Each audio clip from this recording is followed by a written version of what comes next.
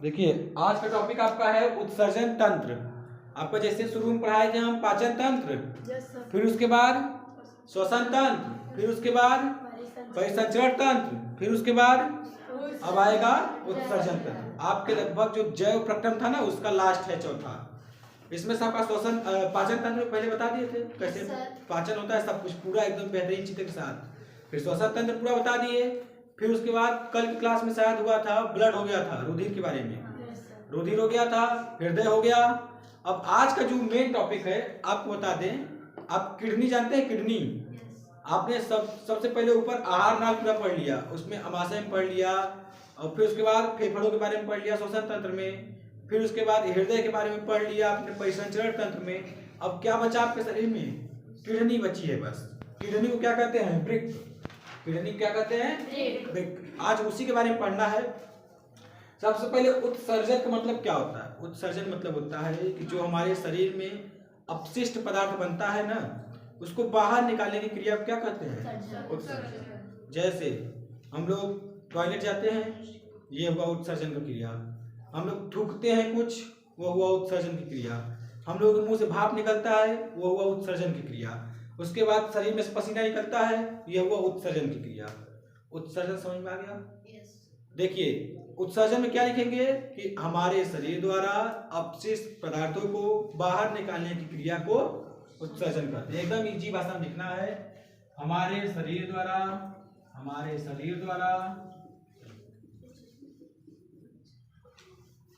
अपशिष्ट पदार्थ को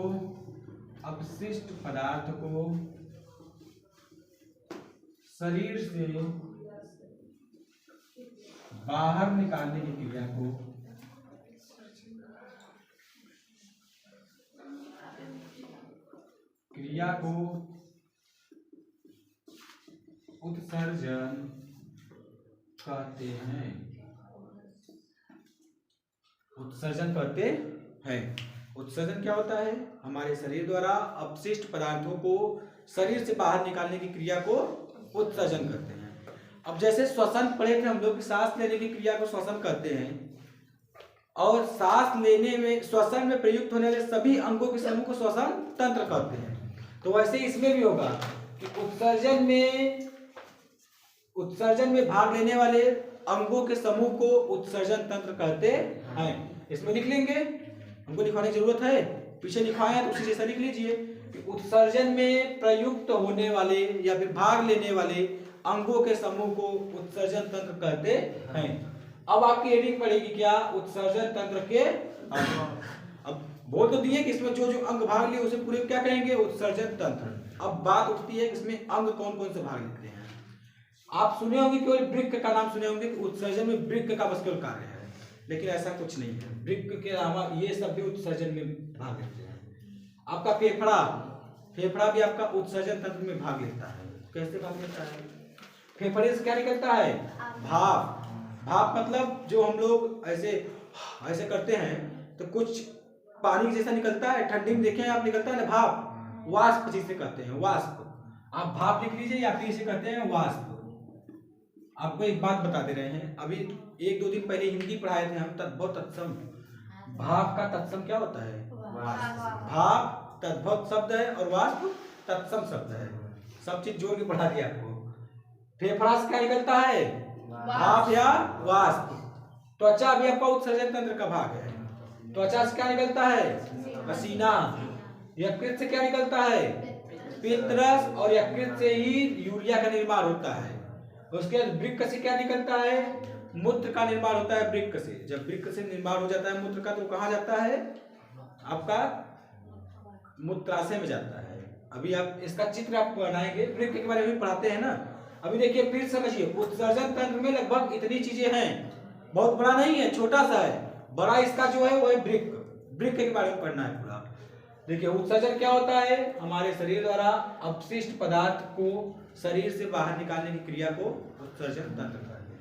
हमारे शरीर द्वारा अपशिष्ट पदार्थ को शरीर से बाहर निकालने की क्रिया को उत्सर्जन तंत्र कहते हैं। उत्सर्जन करते हैं। उत्सर्जन तंत्र किसे कहते हैं? उत्सर्जन में भाग लेने वाले अंगों के समूह को उत्सर्जन तंत्र कहते हैं। अब अंग कौन कौन से होंगे?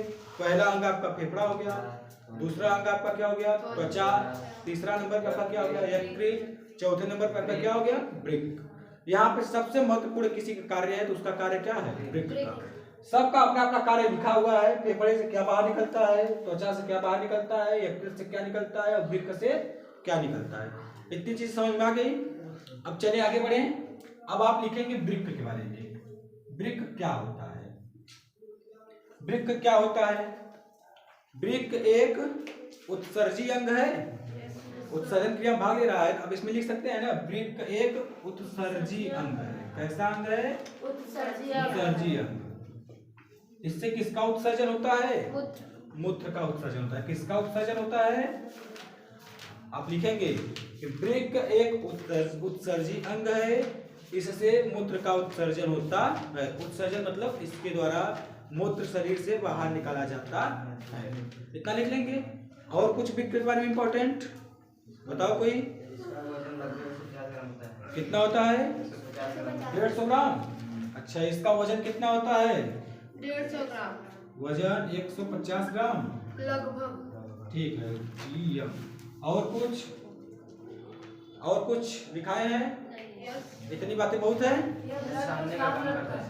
किसको सही से बोलना। रुधिर को छानने का कार्य। ठीक है, यह रुधिर को छानने का कार्य करता है। रुधिर, लेकिन ये तो कार्य में लिख लेना।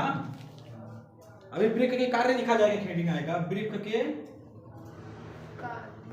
कार्य। वृक्क के कार्य में लिख लेना। वृक्क के कार्य बताओ क्या क्या होगा? पहला, दूसरा, तीसरा, चौथा। बताओ वृक्क का पहला कार्य तो यही होता है, रुधिर को छानने का कार्य करता है। रुधिर को छानने का कार्य, रुधिर को छानने का कार्य। एक कार्य तो आपका ये हो गया। एक कार्य तो ये हो गया मूत्र के निर्माण कार्य, मूत्र के निर्माण कार्य। और नाइट्रोजन युक्त पदार्थ को बाहर निकालता है। हाँ, नाइट्रोजन युक्त पदार्थ को बाहर निकालने का कार्य। नाइट्रोजन युक्त पदार्थ को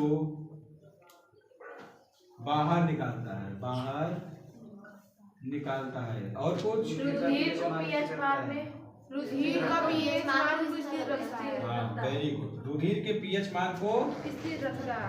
इसके पीएच मान को रुधिर के, यहाँ पे लिखना पड़ेगा रुधिर के। हो गया खत्म? और कुछ?